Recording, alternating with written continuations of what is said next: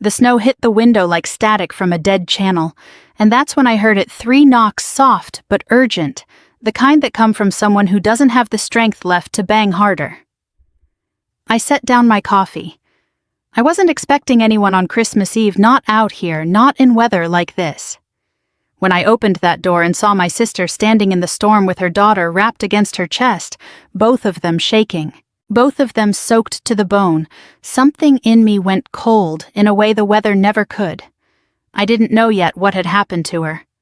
I only knew that whoever did this to my sister had just made the worst mistake of their lives. My name is Brooke Harrison. I'm 38 years old, a colonel in the United States Army, and I've spent the better part of 2 decades learning how to stay calm when everything around me is falling apart. That training has saved lives overseas. That night, it was about to save my sister's. I live alone in a quiet house outside D.C., the kind of place I bought specifically because it was quiet. After deployments, after years of noise and orders and adrenaline, silence became something I craved. I'd made myself a simple dinner that night, nothing fancy, just something warm, because I was spending Christmas Eve by myself again the way I had most years since my divorce. I'd made peace with that a long time ago. Some of us build families, some of us build discipline instead. I told myself that was enough. Then the knock came. I opened the door and there was Emily, my baby sister, 8 years younger than me, standing in 3 inches of snow without a coat that actually kept the cold out. No gloves, her arms wrapped so tightly around her daughter that her knuckles had gone white. Lily was only 1 year old. Her lips had a blue tinge to them that no parent ever wants to see on their child, and she wasn't crying anymore. She'd gone past crying, into that silent, shivering stillness that scared me more than screaming ever could. "Brooke," Emily said, and her voice cracked in half. "He brought his mistress home, on Christmas Eve. He brought her into our house." I didn't ask another question. I pulled them both inside, wrapped Lily in the throw blanket off my couch, and got the fireplace roaring within a minute, because some instincts don't need conscious thought, they just happen. I made Emily sit. I made her drink something warm. I checked Lily's fingers and toes myself, pressing gently, watching for that blanched color that would tell me we needed the ER instead of my living room. It took almost 20 minutes before the baby started to pink up again and let out a real cry, the good kind, the kind that means a body is warming back up. Only then did Emily start to talk. It came out slow at first, then all at once like a levee breaking after years of pressure. She told me about the years I hadn't known, about how her husband's family had treated her like an outsider from the very first Thanksgiving, how his mother had taken control of their joint finances, to help, how that help had turned into Emily needing permission to buy her own daughter formula. She told me her husband had been unfaithful for months, maybe longer, and that she'd known on some level, and stayed quiet because she thought that's what a good wife did. She thought silence was sacrifice. She thought if she just held on a little longer for Lily's sake, things would repair themselves. Tonight they hadn't repaired.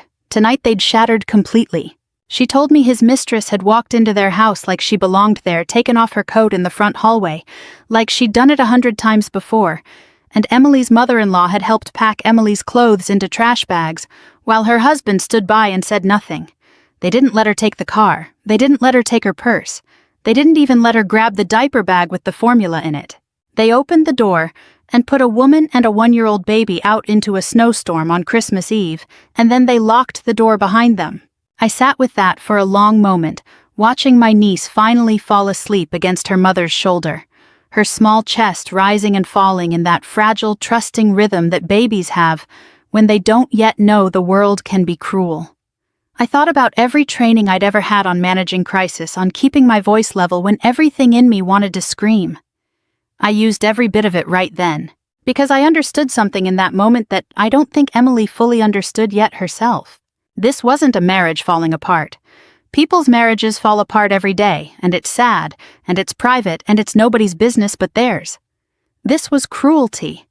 Calculated, deliberate cruelty aimed at a woman and a baby on the coldest night of the year. I looked at my sister's face, still blotchy from crying, and I looked at Lily's tiny fingers curled against the blanket, and something settled in me. Not rage. Not yet, something quieter and far more dangerous than rage. It was resolve. I reached over and took Emily's hand, and I said the only thing that felt true in that moment, the only thing I needed her to hear before we did anything else.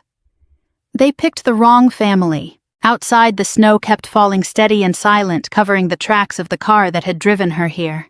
But inside my house, something had already begun that no amount of snow was going to bury. The house was quiet by the time Lily finally fell into a real deep sleep, the kind where her whole body went loose and trusting against the makeshift crib I'd made from a laundry basket, and every soft blanket I owned. Emily sat across from me at the kitchen table wrapped in one of my old army sweatshirts, holding a mug of tea she wasn't drinking. I watched her hands shake around that mug, and I realized I was looking at my sister the way I used to look at soldiers who'd just come off a hard mission, that particular kind of exhaustion that isn't about sleep at all. "There's more," she finally said. "Things I never told you." I already suspected there would be. Emily and I had always been close growing up, but somewhere after she married Marcus, the calls got shorter. The visits got rarer. I told myself it was just marriage, just distance, just life moving people in different directions. I hadn't let myself consider the alternative because the alternative meant I'd missed something important happening to someone I loved. She told me everything that night, piece by piece, like she was setting down a weight she'd been carrying so long her arms had gone numb to it. She told me that within the first year of marriage, Marcus's mother Diane had insisted on helping manage their household finances, and that help had slowly become control. Emily's paycheck from her old job went into a joint account that Diane had access to. When Emily wanted to buy something for herself, new shoes, a haircut, anything, she had to ask, not Marcus, Diane. She told me about the time she'd bought a birthday gift for a friend, and Diane had asked her, in front of the whole family, why she was wasting money on people who didn't matter. She told me about the isolation, how slowly, almost gently at first, she'd been steered away from her old friends, her old life, until her entire world revolved around Marcus's family and their schedule, their opinions, their approval. She told me she used to be someone who laughed loudly and made plans and had opinions about things, and somewhere in those years she'd become quiet, careful, small. I sat there listening, and I felt something building in my chest that I recognized from a different life, the particular focused anger that comes right before I make a decision I don't walk back from. But I didn't let it show on my face. I've spent too many years learning that the moment you let people see your anger, you give them power to manage you through it. I kept my voice level. "Why didn't you tell me?" I asked, though I already half knew the answer. "Because you would have done something," Emily said, and for the first time that night she almost smiled, though it didn't reach her eyes. "You always do something, Brooke. I didn't want you to blow up your life over mine. I thought I could fix it myself." I reached across the table and took her hand, the one not holding the mug, and I told her something I believed completely. "You're not fixing anything alone anymore." That was the moment something shifted in me from grief into strategy. I want to be honest about what I felt sitting there because I think people romanticize revenge as some kind of fire that consumes you. It wasn't fire. It was clarity. It was the exact same feeling I used to get before a mission briefing when all the noise falls away.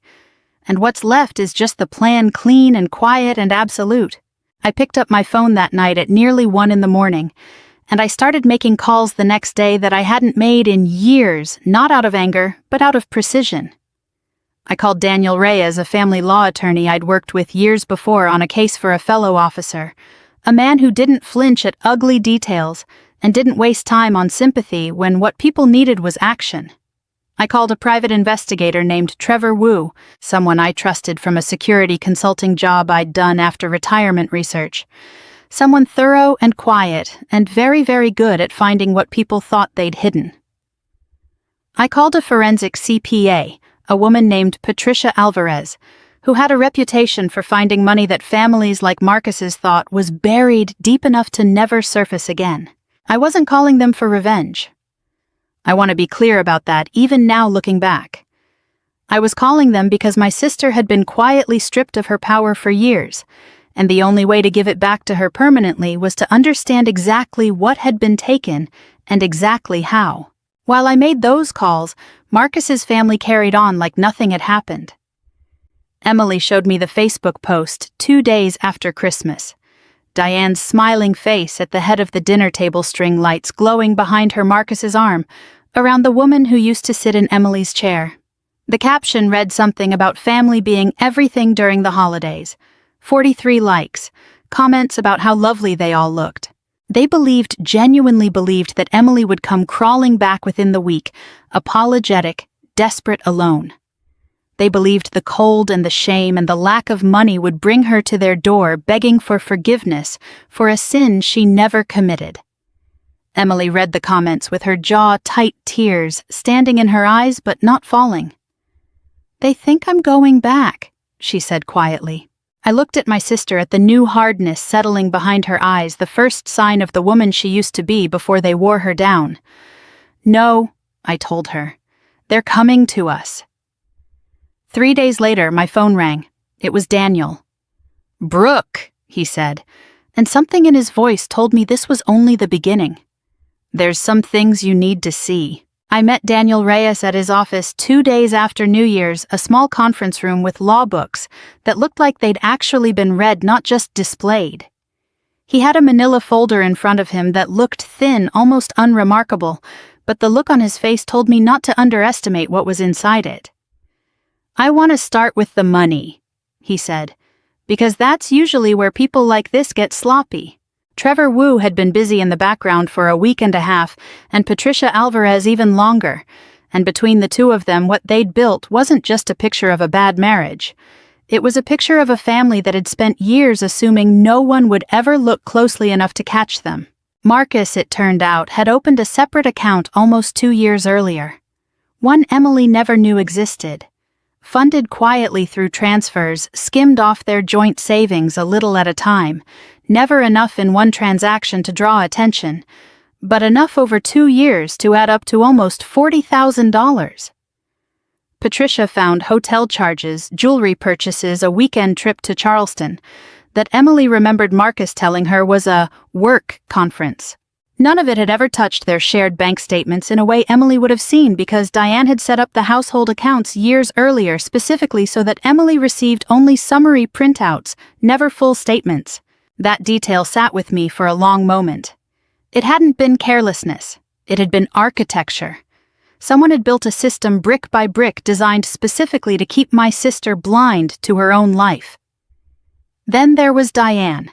Trevor had pulled property records, refinancing documents, and a small business loan application Diane had filed 18 months earlier for a boutique she co-owned with a friend. Buried in the paperwork was Emily's signature co-signing a $15,000 loan. Emily had never signed that loan. She didn't even know the boutique existed. "It's not a perfect match," Daniel said carefully, sliding the comparison sheet across the table, showing Emily's real signature next to the one on the loan documents. "But a forensic document examiner will have a field day with this. It's close, but the pressure points are wrong. Whoever forged it was in a hurry." I sat back in my chair and let that settle. Diane hadn't just controlled Emily's spending. She had used Emily's identity, her credit, her name without her knowledge to fund her own business. And Marcus's father, it turned out, had been quietly shifting the family's real estate holdings into a trust that conveniently excluded any assets that might be considered marital property in a divorce. A maneuver Patricia said only made sense if someone had been anticipating this exact scenario for a long time. They hadn't just mistreated my sister. They'd been preparing for years for the day she might finally leave, making sure that when she did, she'd have nothing to leave with. I didn't say much in that meeting. I've learned that the most dangerous thing you can do with information like this is react to it too quickly. I asked Daniel what our options were, listened to the timeline he laid out, and told him to keep building. Quietly, thoroughly, no warning shots. Back at my house, something different was happening. Something that mattered just as much as any folder of evidence. Emily was starting to come back to life. I watched her stand a little straighter each day. I watched her make her own coffee in the morning without checking in with anyone about it. Small things, almost invisible things. But I noticed because I remembered what she used to be like before Marcus's family had spent years sanding down her confidence into something small and cautious. She started sleeping through the night for the first time in longer than she could remember. She told me that one morning over breakfast, almost embarrassed by how much it meant to her. "I haven't slept without waking up at 3 a.m. in years," she said, watching Lily bang a spoon against her high chair tray, giggling at nothing in particular. I forgot what that felt like. I took Lily to her pediatrician that week, mostly out of my own need to be certain to have a medical professional confirm what my instincts already told me. Dr. Whitfield examined her carefully, checked her extremities, asked about the exposure timeline Emily gave her. "You got her inside in time," she told me, her expression serious in a way that made my chest tighten. "But if she'd been out there another 20-30 minutes in that cold, we could have been looking at real hypothermia. Something serious. You did the right thing bringing her straight in." I nodded, kept my face composed the way I'd trained myself to for 2 decades, and thanked her. But walking back to the car with Lily bundled against the January wind, something in me closed like a fist. 20 minutes. That was the margin between an angry family drama and a tragedy that would have followed my sister for the rest of her life. I buckled Lily into her car seat, watched her wave her mittened hands at nothing, laughing oblivious to how close she'd come to something none of us would have recovered from. I sat in the driver's seat for a moment, before starting the engine, staring straight ahead at the pediatrician's office, feeling the calm settle back over me, the way it always did right before I moved. They had gambled with a baby's life to save themselves an uncomfortable conversation, and they had done it believing there would be no consequences at all. I started the car and looked in the rearview mirror at my niece, safe and warm, and completely unaware of what was coming for the people who'd put her out in the snow. "Now," I said quietly, mostly to myself, "they answer for everything." They must have expected silence because silence was what Emily had given them for years. What they got instead was a text message from an unknown number that read simply, "We need to talk about what you did to my family. Come home now, or you'll regret it." Emily showed it to me with her hand trembling, not from fear this time, but from something closer to disbelief that they'd try this at all. That was the opening move. Within 48 hours, it escalated into a barrage, texts from Marcus, an email from Diane laced with scripture about the sanctity of marriage, and finally a letter from a lawyer claiming to represent the family, threatening Emily with a custody battle if she didn't return home and stop this nonsense immediately. The letter suggested Emily was unstable, unemployed, and being manipulated by an overbearing sister with a controlling personality. I read that line twice. Then I laughed once, short and humorless, because it was such a transparent attempt to flip the script that it almost impressed me. They were trying to make me the villain before anyone had even asked a real question. "They think if they scare me enough, I'll come crawling back," Emily said, staring at her phone like it might bite her. "They're not wrong that they're trying," I said. "They're just wrong about who they're dealing with." I didn't respond to a single message myself. I let Daniel handle it, and he did in the most devastating way possible. Not with anger, not with threats, but with 28 pages of documented fact. Bank records, timestamps, the forged loan signature laid beside Emily's real one. A summary of the joint account transfers going back 2 years. A note politely worded informing Marcus's family's attorney that any further contact with Emily directly, rather than through counsel, would be treated as harassment and documented accordingly. Daniel called me the day after he sent it. "You should have seen how fast their lawyer stopped talking about custody," he said. "Some people threaten because they think you have nothing. The moment they realize you have receipts, the whole conversation changes." It changed, but not in the direction Marcus wanted. 2 days later, he showed up at my house. I heard the tires first too fast on the icy road, then the slam of a car door, then fists against my front door hard enough to rattle the wreath hanging on it. Emily went pale in the kitchen, pulling Lily against her chest instinctively. I told her to stay back, and I meant it because whatever was about to happen on my porch, I didn't want my niece anywhere near it. I opened the door in jeans and an old army sweatshirt, nothing intimidating about my appearance, and that seemed to throw him for a second, like he'd expected someone smaller, someone easier to push past. "Where is she?"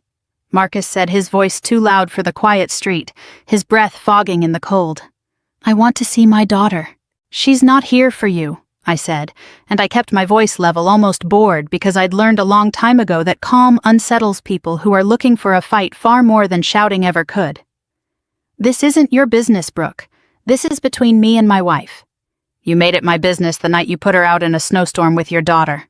His face went red, and for a moment I genuinely thought he might try to shove past me into the house, and some old quiet part of me, the part trained for exactly this kind of moment, was already calculating distance leverage, what I'd need to do if he tried it.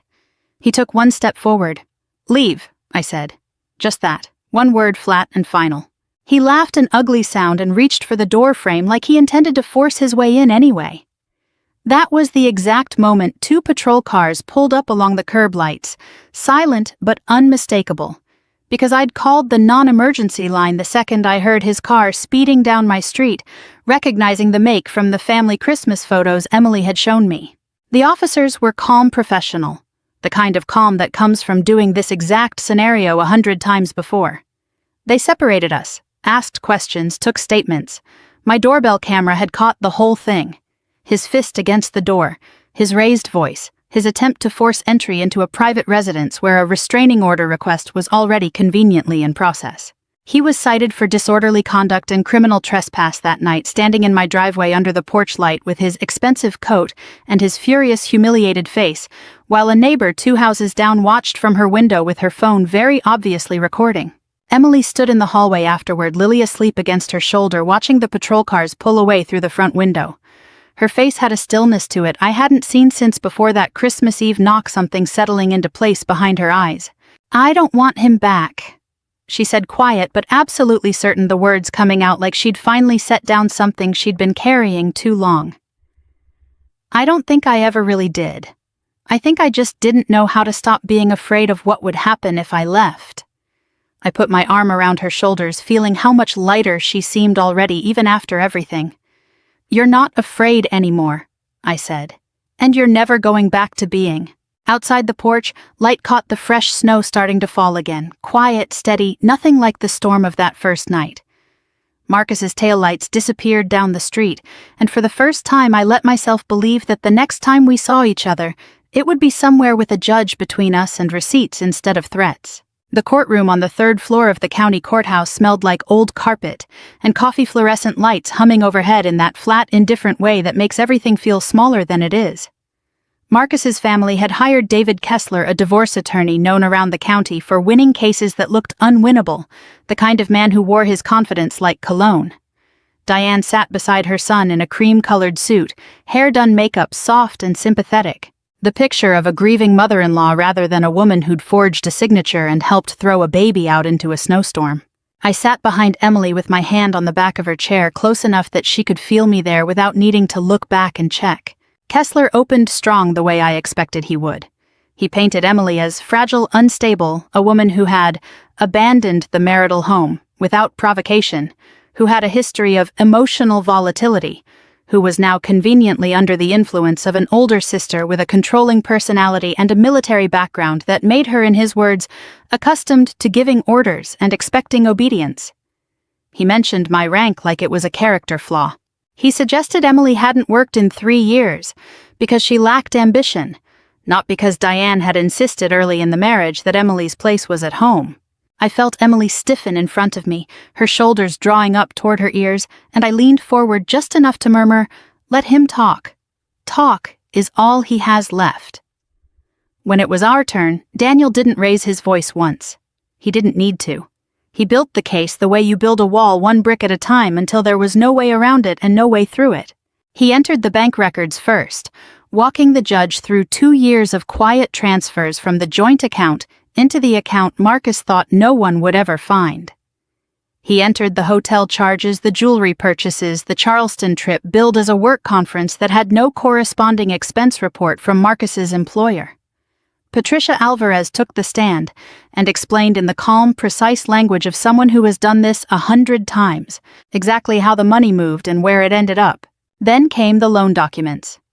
Daniel placed 2 signatures side by side on the projector screen, Emily's real signature from her driver's license renewal, and the signature on the boutique loan application.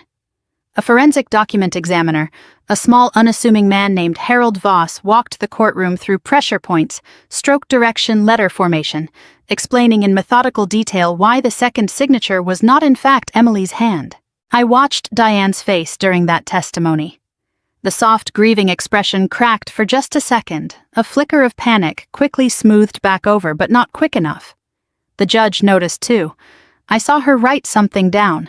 Dr. Whitfield testified next, describing Lily's condition the night she was brought in, the risk of hypothermia in an infant exposed to freezing temperatures for even a short window. The fact that Emily had made exactly the right call, getting her inside quickly. It was clinical, unemotional testimony which somehow made it land harder than any dramatic account could have. A room full of people who'd been treating this like a business dispute were suddenly reminded that a 1-year-old had been standing in a snowstorm. Trevor Wu testified about the trust Marcus's father had quietly restructured 18 months earlier, moving assets in a pattern that, in his professional opinion, suggested deliberate preparation for exactly this kind of proceeding. By the time Kessler stood to cross-examine, something in the room had shifted. He tried to rattle Patricia on the stand, tried to suggest the transfers could have innocent explanations, and she answered every question calmly, citing dates and amounts from memory that made his suggestions sound flimsy the moment they left his mouth. He tried the same with Harold Voss and got the same result. You cannot cross-examine your way out of a signature that doesn't match. Then Marcus took the stand himself, and that was where it truly fell apart. He contradicted himself twice within 10 minutes, first claiming he didn't know about the second bank account, then under gentle pressure from Daniel admitting he'd opened it himself but insisting it was for emergencies. He couldn't explain the Charleston trip without stumbling over his own timeline. When Daniel asked him directly whether he'd known his mother was planning to help Emily and Lily leave the house that Christmas Eve, without a coat, without a car, without formula for the baby, he went quiet for almost 15 seconds before saying, "I didn't think it through." The judge, a sharp-eyed woman named Judge Okafor, who had said very little through the whole proceeding, finally spoke. "You didn't think it through," she repeated, flat, unreadable. "There was a 1-year-old outside in a snowstorm and you didn't think it through." Diane took the stand next and made it worse. She denied helping pack Emily's things, denied any knowledge of the loan, denied controlling the household finances, at all, describing herself as simply someone who liked to help. But Daniel had the loan application time-stamped the security footage from Emily's old phone backup, showing Diane's hands folding clothes into trash bags, that Christmas Eve time-stamped, dated undeniable. Diane's composure slipped for good under Judge Okafor's questioning, her voice rising defensive, contradicting her own earlier statements twice in the span of 5 minutes. I watched the family's lawyer's face during that testimony, watched the particular stillness of a man realizing his clients had lied to him about the strength of their own case. Kessler didn't object as much after that. There wasn't much left to object to. By the time the judge called a recess, Marcus wouldn't look at his mother. Diane wouldn't look at anyone. And somewhere in that quiet, humiliated silence between them, I saw it settle in the understanding that they had walked into this courtroom certain they would win, and they were about to lose everything. Judge Okafor's ruling came down 11 days later, delivered in a courtroom half as full as the one during testimony, most of the spectators having lost interest once the outcome became obvious to anyone paying attention. Emily sat beside me in the same navy blazer she'd worn to every hearing, her hands folded tightly in her lap, and I watched her knuckles go white as the judge began to read. Full custody of Lily, granted to Emily with supervised visitation only for Marcus, contingent on completed counseling, and a demonstrated pattern of stability the court would review in 6 months. Child support calculated against Marcus's actual income, the real number Patricia had uncovered, not the modest salary he'd claimed on his initial financial disclosure. An equitable division of marital assets that accounted for the funds diverted into his hidden account, meaning Emily's share increased to offset what he'd already taken. Attorney's fees awarded to Emily, the judge noting explicitly that the volume and complexity of concealment on Marcus's side had directly increased the cost of litigation. I felt Emily exhale beside me, a long, shaking breath that seemed to release something she'd been holding since that first knock on my door. She didn't cry in the courtroom. She waited until we were back in my car engine running heat blasting against the January cold before she put her face in her hands and finally let it out. Not sobs exactly, more like something draining out of her all at once. "It's over," she said, muffled through her fingers. "That part is," I told her, pulling out of the parking lot. "But there's more coming for them, just not from us." I meant the IRS. Patricia's forensic work hadn't stayed contained to the family court proceeding. Some of what she'd uncovered, the pattern of diverted funds, the loan fraud, the discrepancies in Marcus's reported income against his employer's payroll records, met the threshold for referral. Daniel filed the appropriate reports as a matter of standard practice, the kind of thing attorneys do quietly, without fanfare, when evidence of financial fraud surfaces during litigation. Within 6 weeks, Emily got a call from an investigator confirming the family business, the small commercial property management company Marcus's father ran, was now under audit. It didn't stop there. The bank that had processed Diane's boutique loan, once alerted to the forged signature, opened its own internal review, and the loan was called in full due immediately at a moment when the boutique itself was already struggling. The business closed within 4 months. I heard through Emily's old neighborhood group chat, which she still quietly monitored, even after everything, that the storefront sat empty with a for-lease sign in the window by spring. The social fallout moved faster than any of the legal consequences. Word travels in tight communities, and Marcus's family had spent years cultivating a particular image, generous, devout pillars of their church and their neighborhood association. That image didn't survive a public custody hearing with testimony about forged signatures and a baby left in a snowstorm. Emily told me people from Diane's old book club stopped inviting her to things. The pastor at their church, who'd once given a sermon praising Diane's charitable spirit, quietly distanced the congregation from the family after enough parishioners raised concerns. Marcus's mistress left him within weeks of the ruling, once it became clear there was far less money than she'd been led to believe, and far more scandal attached to his name than she'd signed up for. Emily heard this secondhand too from a mutual friend who couldn't resist passing along the irony. Marcus came to my house one more time in early spring, this time without pounding on the door, without shouting. He stood on my porch in a coat that looked a size too big for him now, like he'd lost weight he couldn't afford to lose, and asked quietly if he could talk to me for a minute. I stood in the doorway, not inviting him in, not yet ready to extend that particular grace. "I know I made mistakes," he said. "I just want a chance to explain some of it. To Emily, maybe to you. I thought about the 20 minutes Dr. Whitfield had mentioned, the margin between what happened and a tragedy none of us would have recovered from. I thought about Diane folding clothes into trash bags while a 1-year-old stood in the cold. I thought about every excuse, every softened word he might offer, and how none of it would undo a single thing that had happened. "Talk to your lawyer," I said, and I closed the door gently without slamming it, because he didn't deserve the satisfaction of thinking he'd gotten to me enough for that. Through the window, I watched him stand on the porch for a moment longer before walking back to his car, shoulders hunched against a wind that wasn't nearly as cold as the one that had driven Emily to my door months earlier. He drove away, and I didn't watch to see where he went. It didn't matter anymore. He wasn't our problem to solve. Inside, Emily was in the kitchen, feeding lily-strained peaches, laughing at the mess her daughter was making of her own face, entirely unbothered by the visitor who'd just left. She didn't ask who'd been at the door. She didn't need to. Whatever it was, she trusted me to have handled it, the same trust I'd earned back in December when I opened my door and pulled her in out of the snow. I watched the two of them from the kitchen doorway, flour dust from breakfast still on the counter, morning light coming through clean and pale, and I understood, maybe for the first time fully, that the version of justice I'd spent months building for my sister wasn't really about punishing Marcus's family at all. It was about this kitchen, this peace. A little girl laughing over mashed peaches, her mother laughing back, neither of them looking over their shoulder anymore. A year had passed since that Christmas Eve knock, and my house looked nothing like it had that night.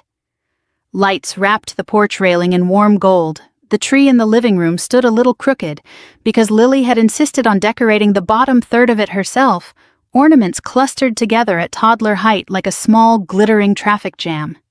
The snow outside fell the same way it had the year before, steady and quiet, but everything it landed on now felt different.